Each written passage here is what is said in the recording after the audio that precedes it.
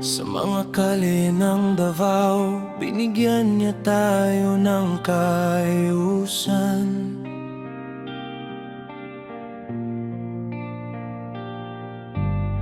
Isang pinuno na hindi natakot ipakita ang kanyang tapang.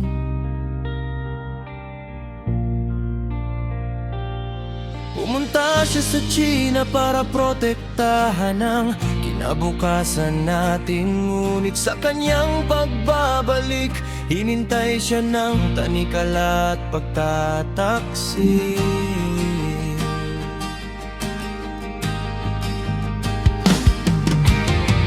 Hindi siya sumuko, hindi siya lumuhod sa kanilang mga batas.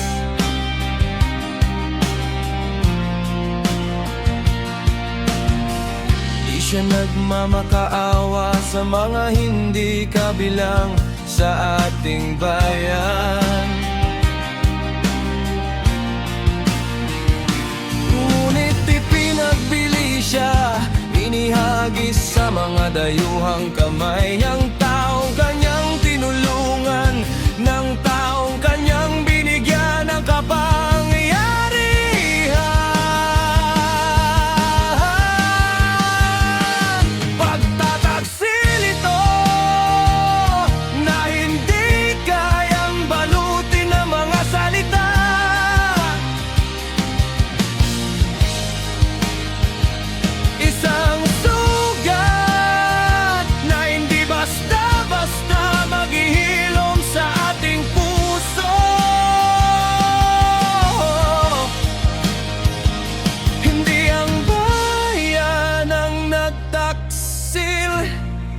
Sa kanyang pinuno,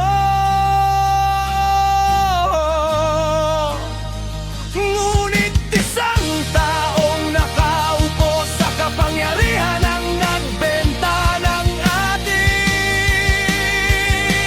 dangal. Bakit? Bakit ipinagkaloob mo siya sa mga hindi nagboto sa kanya?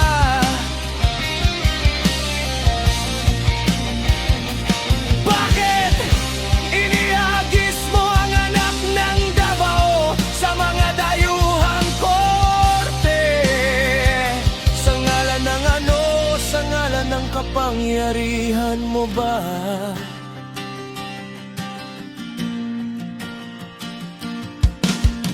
Isang taong hindi nagpunta roon dahil sa takot o kahinaan.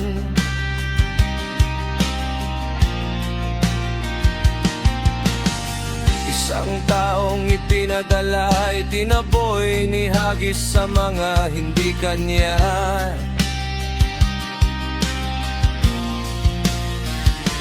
Walang botong ang isisi sa ating bayan. Walang karapatan sa ating kapalaran. Ngunit isang desisyon lang, isang pagtataksil lang, nawala na ang ating soberanya. Ang sakit ng pagtataksil na ito basta mawawala.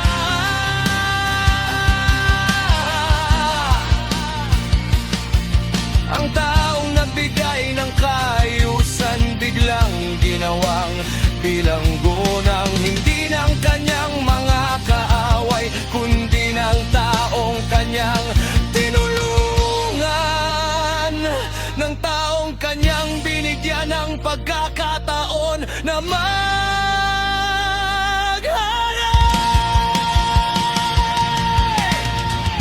hindi to simpleng politika, hindi to simpleng desisyon. Ito ay pagbebenta ng isang taong hindi na dapat maging pinuno. Ito ay pagtataksil sa isang taong hindi kailanman tumalikod sa bayan. Ito ay pagpapabaya sa ating soberanya, sa ating dangal.